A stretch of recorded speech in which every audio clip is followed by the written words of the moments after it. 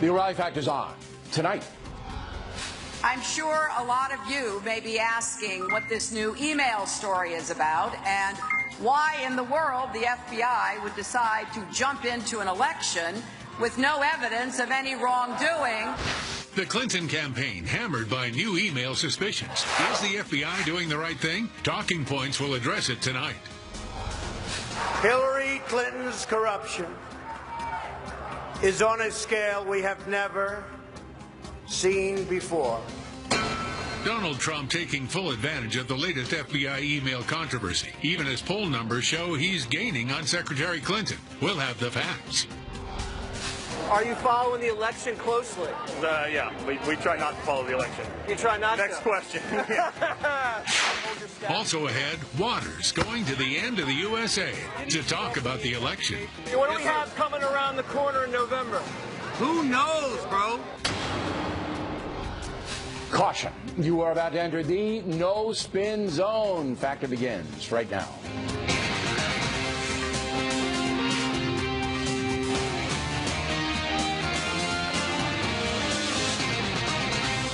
Hi, I'm Bill O'Reilly. Thanks for watching us tonight. Hillary Clinton and the law. That is the subject of this evening's Talking Points memo. The October surprise is here. The FBI saying it is examining new evidence over allegations that Hillary Clinton may have violated national security by using a private email system as Secretary of State. Mrs. Clinton thought she had put this to rest when FBI Director Comey said the case was not strong enough to prosecute last summer. Upon hearing that, Congressman Elijah Cummings was overjoyed with Comey. I don't know whether your family's watching this, but I hope that they are as proud of you as I am, because you are the epitome of what a public servant is all about. But that was then. After Friday's announcement that Comey was reopening the investigation, Cummings had a different take. I think here, Director Comey made a grave mistake. We all make mistakes, but this is a grave mistake. My question, how would the congressman know it's a grave mistake? He has not seen what the FBI has seen. Truth is, Elijah Cummings and other Democrats do not want to know the truth, do not want justice to take place. And that holds true for the President of the United States, Barack Obama, as well. Based on reporting by Fox News and other agencies, Talking Points has come to the conclusion that the President has made it quite clear to Attorney General Loretta Lynch that he does not want any prosecution of Hillary Clinton or any investigation into the Clinton Foundation. Mrs. Lynch got the message, and according to the Wall Street Journal, is furious that FBI Director Comey has reopened the email investigation. For his part, Comey had to inform Congress about possible new information because in September he said this.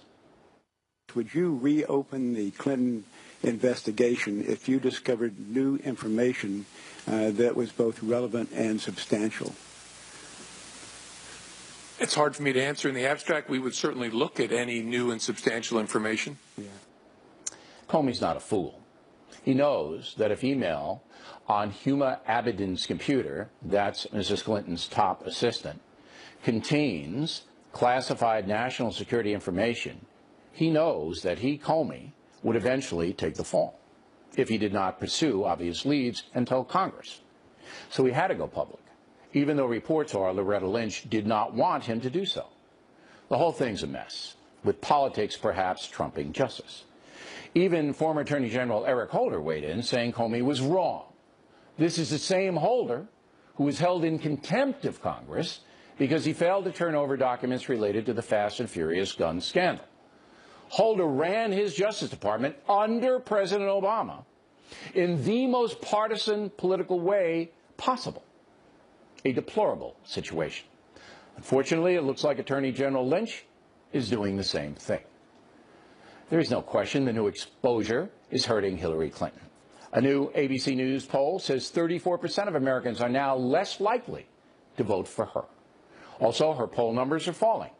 The real clear average is now less than 3% in her favor, down substantially in a week. Mrs. Clinton is not happy. I'm sure a lot of you may be asking what this new email story is about and why in the world the FBI would decide to jump into an election with no evidence of any wrongdoing with just days to go. That's a good question. And it is a question that deserves an answer, but we will not get that answer before Election Day. For his part, Donald Trump, who condemned Comey for letting Clinton off the hook last summer, is now happy. And I have to give the FBI credit. That was so bad what happened originally, and it took guts for Director Comey to make the move that he made in light of the kind of opposition he had, where they're trying to protect her from criminal prosecution. You know that. It took a lot of guts.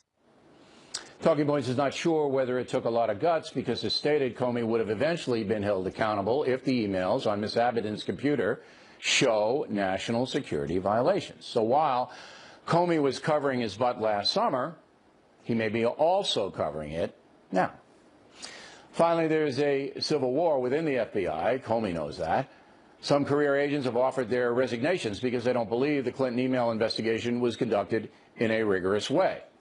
Comey, Lynch, and President Obama could have saved the nation all of this turmoil had they done what they should have done in the first place, convened a federal grand jury to review the evidence presented by the FBI. That would have gotten politics out of it. But in America at this point in history, justice takes a back seat to politics. Not acceptable. And that's the memo. Now for the top story reaction. Joining us from Washington, Charles Krauthammer. And you say? Comey did the right thing. And Comey did the only thing he could do. He had absolutely no choice.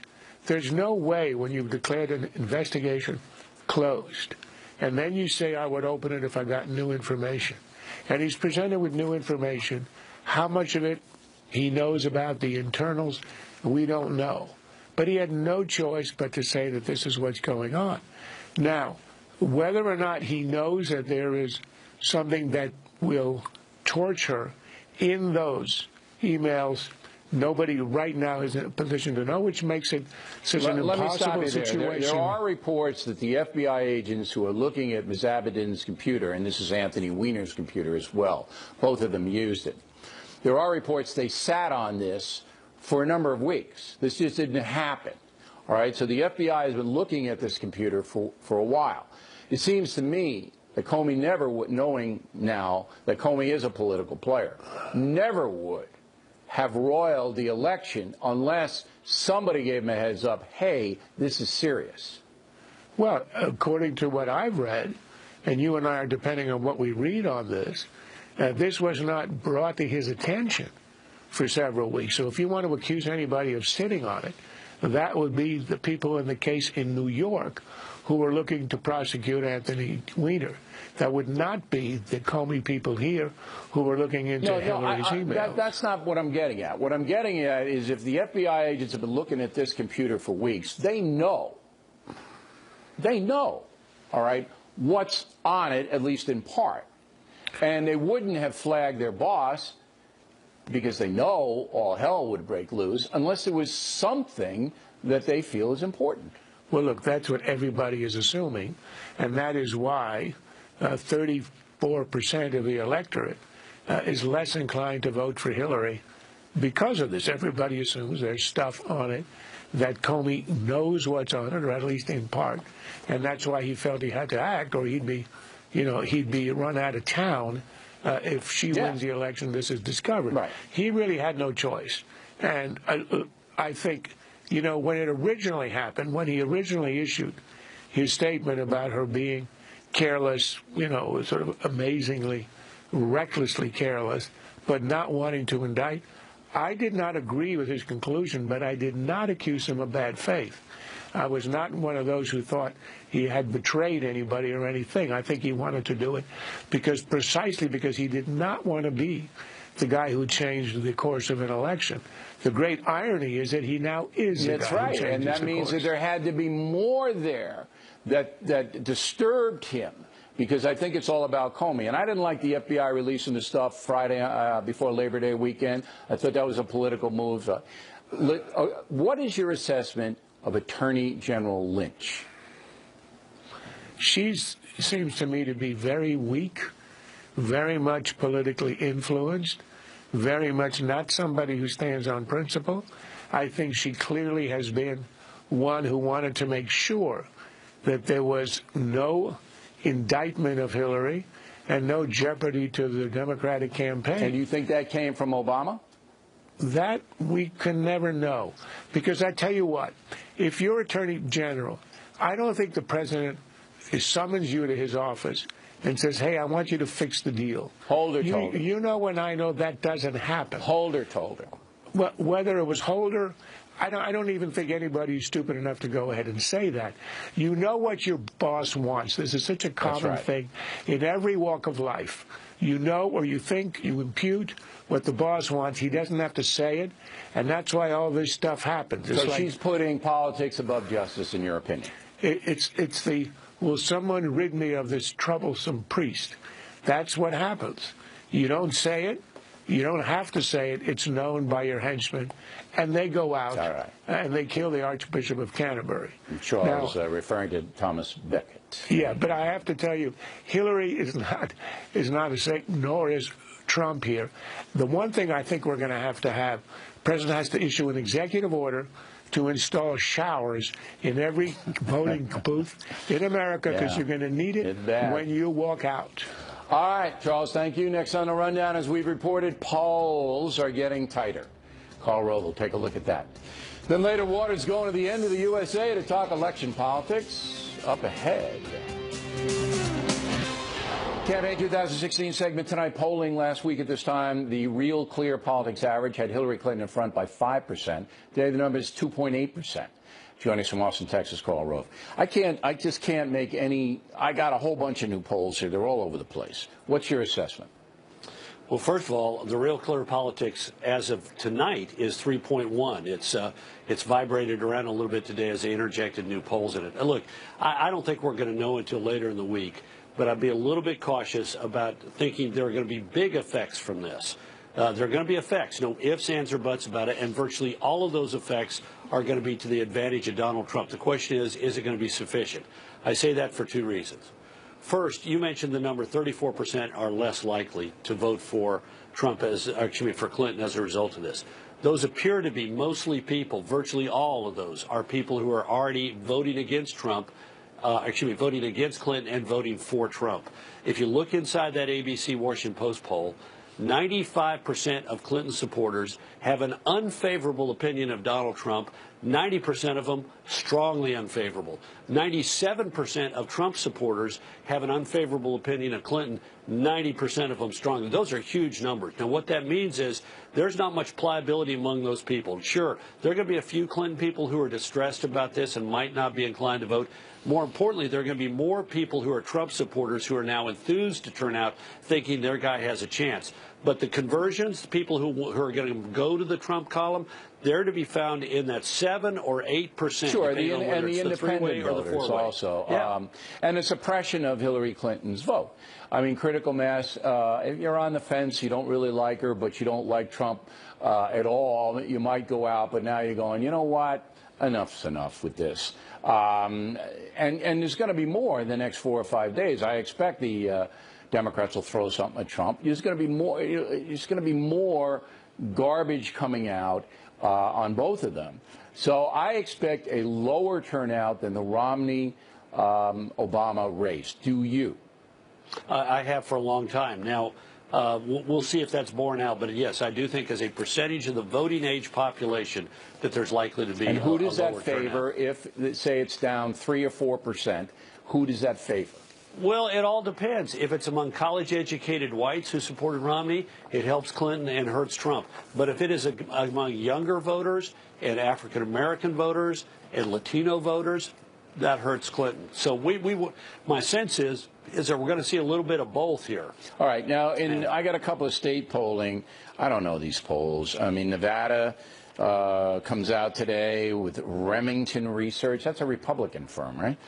And I'd be a little bit. I'd be a little bit concerned about putting too much into any one poll, and particularly we had one good poll today, Survey USA. It's a reputable firm on Georgia. The other 4 polls that came out today that were state specific are Remington, which uses sort of robo phone calls. I'm not a huge fan of that. I'd take a look at those polls though in the context of what they do to the average. The Real Clear Politics average with all of those 5 states that were touched by the polls today. Pennsylvania, it's a 5-point advantage for Clinton with that new poll in. North Carolina, 3.9 for Clinton. Georgia, 3.4 for Trump. 5 point for Clinton in Colorado and 1.5 in Nevada. He's in striking distance here, and this is really critical there. I gotta go. Mr. Rowe, thanks. Directly ahead, more evidence CNN was involved in dishonesty during a presidential debate. We will give you all the facts. It's very embarrassing. Up ahead. Conduct segment tonight. As you may know, Donna Brazile was a CNN analyst for 14 years before she took over as the acting Democratic National Committee chairwoman. Now, according to hackers at WikiLeaks, emails show that while working for CNN, Ms. Brazile fed Hillary Clinton questions. One of them was actually used in a CNN debate with Bernie Sanders and Mrs. Clinton. After my family, the city of Flint, and the children in D.C. were poisoned by lead, will you make a personal promise to me right now that as president in your first 100 days in office, you will make it a requirement that all public water systems must remove all lead service lines throughout the entire United States? Hacked emails from John Podesta now show Ms. Brazile gave that exact question to Hillary Clinton in advance. Bernie Sanders had no idea.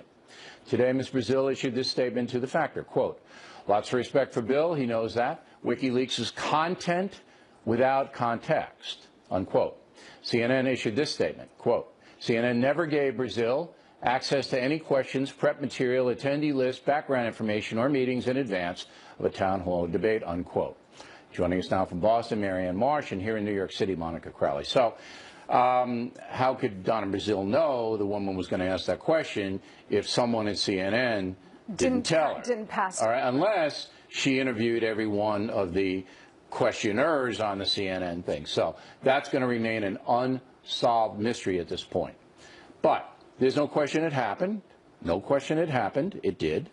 So how would, if you were Hillary Clinton, how would you have handled that? Would you have exposed it? I mean, taken it? What would you have done? Well, look, honest. Yeah, for a year and a half, Donald Trump and Bernie Sanders on the right and the left have been arguing that the system is corrupt and rigged to benefit those with power, influence, and money, a la Hillary Clinton. But if, right? again, come on, At if you were Hillary, what would you people. have done? Well, because Hillary Clinton has been on the national scene for 25 years and benefited from this kind of rigged system and corruption, you've got to be out of your mind to think that she would have exposed So this if you somehow. were Hillary Clinton, you would not have, you would have Well, taken I'm it. a different person than Hillary Clinton. That's what I'm asking I would have you. exposed it because the integrity of our institutions and the truth are at risk here. You say you would have exposed it. Of course, if somebody brought it to my attention, you would have then I said was you would have tipped thrown off. Donna Brazile under the bus if you were Hillary Clinton? Well, I would have tried to do it under the radar a little bit. You know, I wouldn't have been like made a big public thing or gone to the New York Times,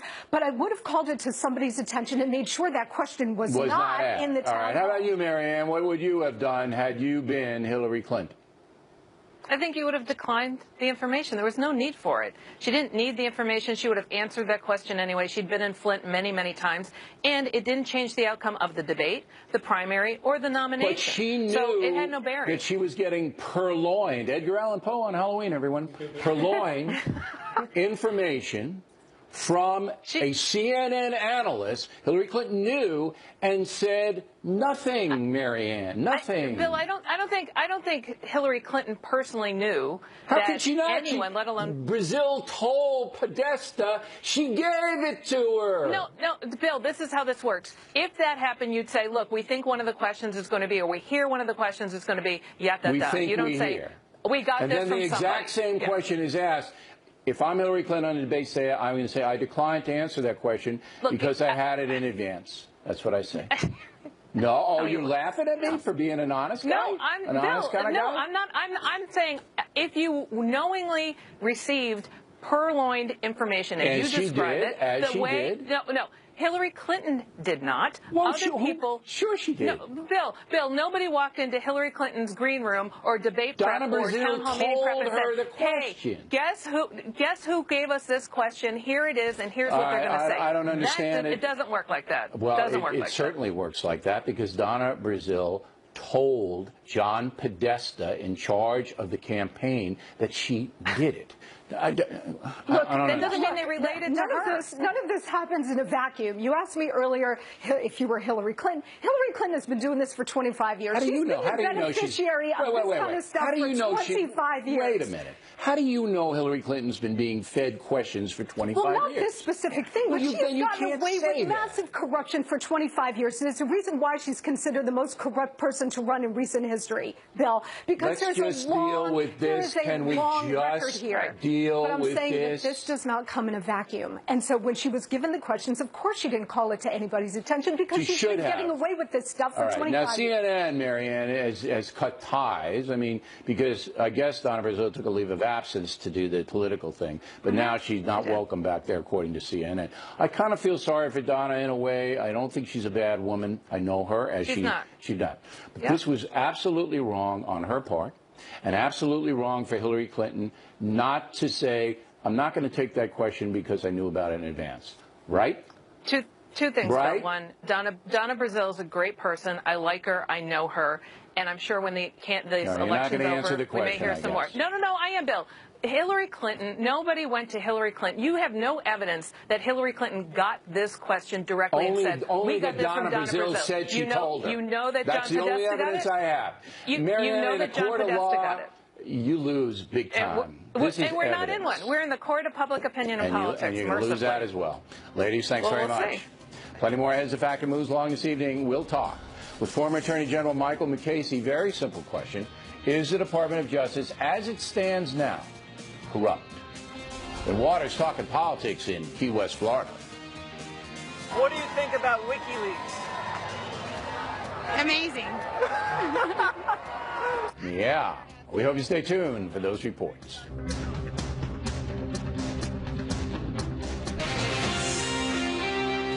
Unresolved Problem segment tonight, an outrageous situation at DePaul University in Chicago. A poster reading Unborn Lives Matter was designed by the College Republican Club. They asked the nation's largest Catholic university for permission to post a sign on campus. They were denied. Joining us now from Chicago, John Minster, Vice President of the College Republicans at DePaul, and Joran Burkhart, a junior who made the poster. Joran, I believe this is because you were denied because they didn't like, they being the administration at DePaul, you using the same phrase as Black Lives Matter. Is that correct? Hi, Bill. Yeah, that's accurate. They have all but endorsed the Black Lives Matter movement by having their posters and signs up within university offices.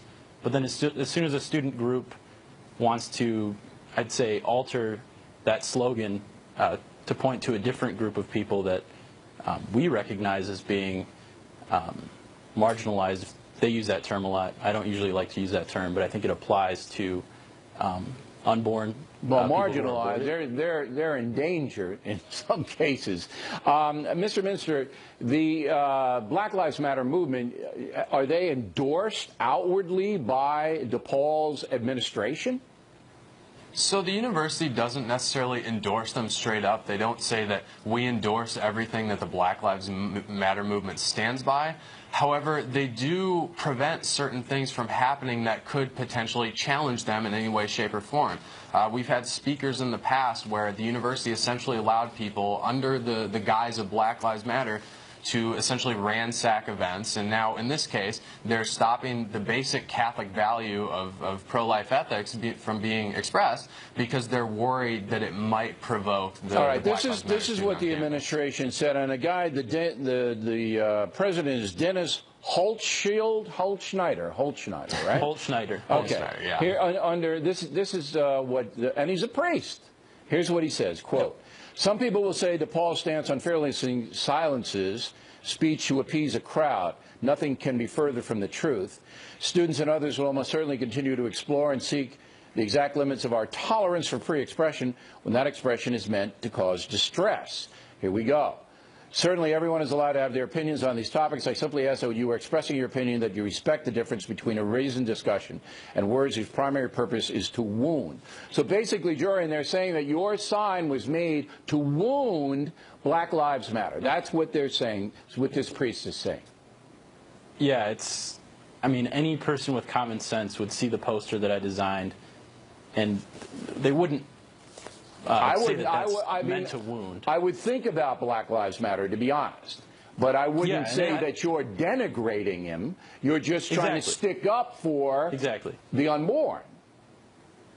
Correct. I think I would add, too, Bill, that 28% of abortions in this country are African-American children, despite the fact that African-Americans make up just 13% of the population. If you want to talk about Black Lives Matter, if you want to talk about not hearing people, I think standing up for those black unborn children is an important way to start. And I think this poster certainly expressed that to at least some extent, but apparently DePaul has no interest in actually allowing It's almost shocking at the nation's largest Catholic university, DePaul, would do this. It's shocking, and there's no justification for it. You guys should continue to speak out on campus, write articles about it, bring it to the attention of the administration, and maybe they'll wise up, because this is really, really out there. Gentlemen, we appreciate you coming on tonight.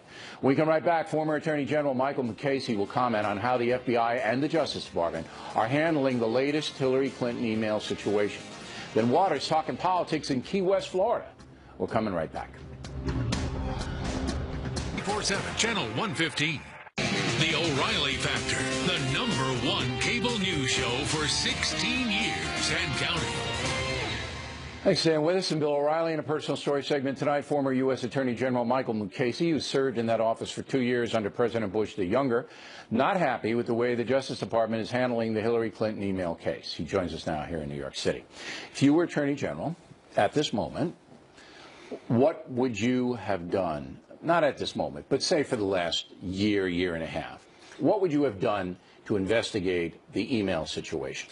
I like to think that I wouldn't have been in the pickle that the current Attorney General is in. I like to think that there would have been a real investigation, which is to say you interview her early, you get her on the record early, you use a grand jury to gather evidence when people are not willing to turn it over. So when Cheryl Mills and Heather Samuelson have computers that you want to look at, you don't confine yourself to please. The grand jury issues a subpoena. And they cough it up. Why, in your experience, would Loretta Lynch not call for a grand jury? It wasn't Comey's purview to do that. It was Comey's boss, the Attorney General. She could have said, we need a grand jury in this case to look at what the FBI has come up with, correct? Sure. And you wouldn't need the Attorney General to say, we need a grand jury in this case. Agents working the case, the FBI director, the people within the department working the case would have been able to resort to a grand jury without... But they'd have to get her permission because she's their boss, yes? Just not in every investigation. But this is huge. I understand this is huge. All right, yes, you'd have to get her permission. Right. And would I have given mine? In a minute. Okay. But that's what I'm trying to do. I'm trying to establish a chain here. Right. As I said in the Talking Points memo, I believe President Obama made it quite clear to Loretta Lynch and to the FBI that he did not want any kind of indictment in the email situation. That's my belief based on reportage. Is that your belief? It is my belief, and it's based on a statement that he made at one point in an interview where he said he didn't think that she ought to be charged because she didn't intend to cause any harm. Yeah, how would he know? Forget how he would know. That's not an element of any crime that she could have been charged with. And he shouldn't be even commenting on an ongoing investigation. Is that correct? Correct. Ethically? Correct. So we both agree here, and we could be wrong, but probably not, that President Obama sent out signals, all right, not in writing, but signals to Loretta Lynch and to Comey, hey, don't do this. That's politics interfering with the U.S. Justice, is it not? It is. It is. And it's something that is as old as, goes back to the 12th century. Goes back to Henry II saying, who will rid me of this turbulent priest? Right. And when he was talking Thomas about Becket, right, Thomas Becket gets stabbed to the cathedral. Even closer, Richard Nixon fired, all right, Attorney General, Assistant Attorney General, for doing things in the Watergate investigation that he didn't want done. Well, he he directed them to fire the special prosecutor. Right. They refused. Well, he in effect fired them. Yeah, and you can't continue unless you do this. They resigned. Right. They resigned. So that would have been the honorable thing to do. What you're saying, Judge, is that the justice system and the Justice Department is corrupt right now. No, I don't. The Justice Department has thousands upon thousands of employees. Those people go to work. The leadership. Well, yeah, the leadership is compromised in substantial ways in this case. But there are people who go to work every day at that department who don't want to listen to that. We're not indicting the investigators because I understand there's a split within the FBI about this. Now, Comey himself, as I said, had to do this because he told Congress if anything else comes up, I'm gonna let you know, right? Yeah, but he painted himself into that corner. Of course he did, because he was following orders from the President and the Attorney General, find a way not to indict, right? If that was the reason, I don't know, but he certainly appears that he was following the principle of the King's wish. Now, when Comey came out and excoriated Secretary Clinton and then said, but there was an intent, as a judge, you said what? What I said was there are a lot of statutes that do not require intent or do not require the kind of intent he was talking about. He said there was no intent to expose national security. Right. All you need is gross negligence in the handling of national security information. And when he said that that is constitutionally suspect, that is flat out wrong. We prosecute people every day for criminally negligent homicide. And we've got a last question. When you saw that Loretta Lynch and Comey, the head of the FBI, did not call for a grand jury, did you know the fix was in? I forget the point at which it was clear that there wasn't going to be a prosecution. But when they stopped short of using a grand jury at any point, it was clear to me that nothing was going to happen. Okay. They don't want to investigate the foundation either, the Clinton Foundation either. That's coming down. We're not going to do that tonight because we're assembling more information. But they don't want to do that either. They don't want to even look at it. So this is a mess. This is an embarrassment for the U.S. Justice Department, correct? It's an embarrassment. I'm hoping that the department can wash it off when somebody else is in charge. Okay, Judge. We appreciate you coming in. Water's on deck. He goes to Key West to talk presidential politics. That should be dubious. Right back with him.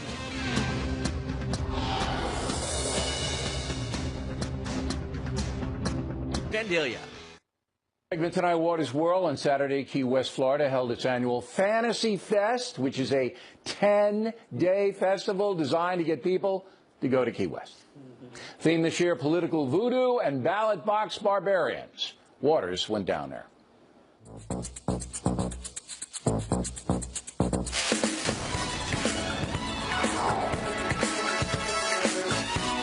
What's Fantasy Fest all about? Getting naked and having fun. It's about a lot of fun, a lot of freaks. Next question. Are you cold? A little bit. I can tell. Yeah. I was in the pool! What's your fantasy? I don't think I can say that on air. What's your fantasy, besides me? Take it easy. Relax. What do we have coming around the corner in November? Who knows, bro?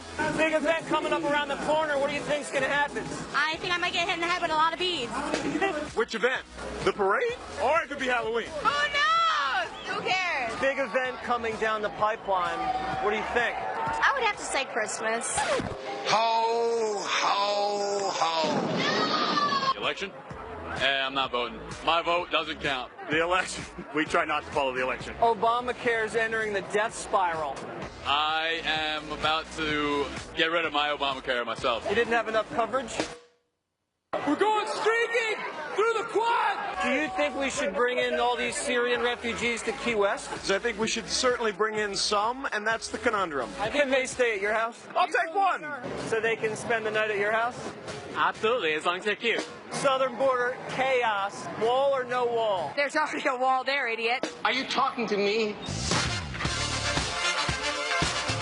Are you a Trump girl or a Hillary girl? Neither. Do you care who's going to win? I don't root for either. Vote Hillary. We're on the Trump train. Make America great again. No! I'm with her. Does Hillary's email situation concern you? No. Does anything concern you? No. Do you have second thoughts about Hillary after the FBI reopened the email investigation? They didn't reopen the investigation. They found other emails related to her, not from her server. How do you know that? Because I saw it on TV. Call it a hunch. He was born guilty. You're about as innocent as Hillary. Even though she up and she was irresponsible, I'd still rather have her over Trump. I'd rather have someone who's had a car wreck than someone who's never driven. Here we are. Oh, yay! What do you think about WikiLeaks? Amazing. It seems like you and Trump have a lot in common. I absolutely were both jerks. Look what you did, you little jerk. Can I hold your staff? Yeah. It's a big staff. Okie dokie. You're a fan of The Factor? We all big time, and you. You know who I am, right? Absolutely. Tom Waters. Tom Waters. Tom Waters. And this is your world. And this is my world. Yeah. Ooh. God, you're a sick man. All right, with Waters, no kids down there, right? Well, I saw one 9-year-old walking around. Trouble. Yeah. I wish I was 9 when I was down there. Did you see any cops or anything? Are there any? The cops were leading the parade. Oh, the cops were in the parade. Yeah, the cops led the parade, and then Ron Jeremy was right behind them. Dressed like cops. Yeah. Okay. One guy actually imitated a cop, and no one knew the difference. Because I know it's all good fun, but it's not for the kids. Yeah, and I was not having a good time. You were not? I was just pretending to enjoy myself. You know, I don't like these assignments. I just want to let the record show. All right, Waters, there you go. And if you believe that, we'd like to remind you that Waters has joined the Spin Stops Here tour in 2017. Coming right up, we roll into Tulsa, Oklahoma on Friday, January 13. Reading, Pennsylvania, the next night, January 14th. Omaha, Nebraska, Friday, March 24th. Tacoma Dome in Washington, Saturday, March 25th. Westbury, Long Island, my home field, Saturday, June 17th. Tickets make outstanding Christmas and Hanukkah gifts. Get them before they sell out. Info on BillO'Reilly.com. Factor tip of the day, young baseball player tragically killed in a boating accident. Now we know why. The tip, moments away. Baseball star was killed in a moment. But first, Amazon has a special Kindle deal for Killing the Rising Sun. You might want to check that out. And if you would like signed editions of Rising Sun, please get those orders into BillO'Reilly.com now, because we're flooded. Again, they make great gifts for the season. Now the mail. Rich Valanet, Grays Lake, Illinois. Hey, Bill, been watching you for 15 years. Lately, you've been favoring the Clintons. Bud Mullins, Purcell, Oklahoma. Bill, your questions to Donald Trump were fair, but I never heard you say you agree with him. On occasion, I'll agree with something a politician says, and we'll state that. My job's to get information, not root for anybody. Mark Guzan, Pompano Beach, Florida. Bill, please stop interrupting Trump. Not going to happen with any politician. You want a monologue? Go to his rally, Mark. Knock yourself out. Ken Riley, Denville, New Jersey. Bill, when you interview Trump, you sound like you are superior. Is it because you are jealous of him? Absolutely, Ken. You nailed it. Robert Anderson, Naugatuck, Connecticut. What does the 20 mean next to the O'Reilly Factor logo? That we've been on the air for 20 years, Robert. Dr. Lawrence Tucker, Newport Beach, California. I'm an African-American physician who believes that social welfare programs handicap our community. I was born the product of a single mother, grew up in Compton, joined the Marines, and that took me out of the ghetto. I am supporting Trump for president. Quite a story, Doctor. Congratulations on achieving success in the marketplace and helping others most of all. Vladimir Chernevkov, Bel Air, Maryland. I am 14 and just finished Killing the Rising Sun.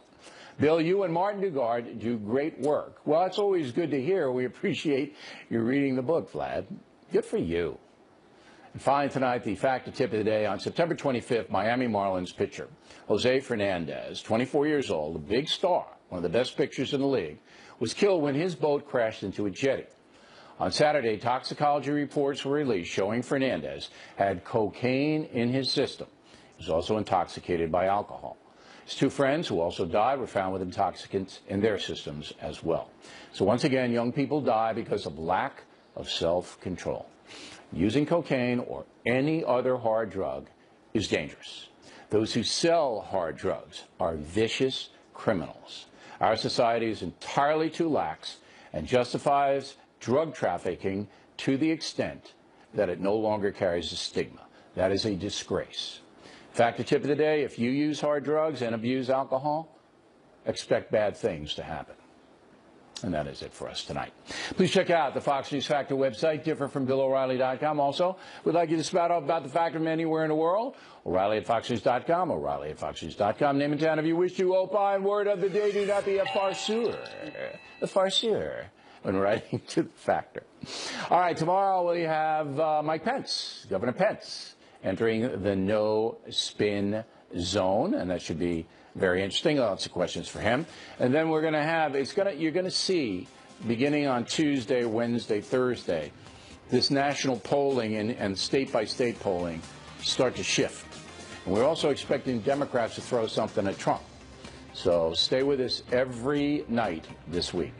I'm Bill O'Reilly. Thanks again for watching us tonight. And please remember that the spin stops here because we are definitely looking out for you.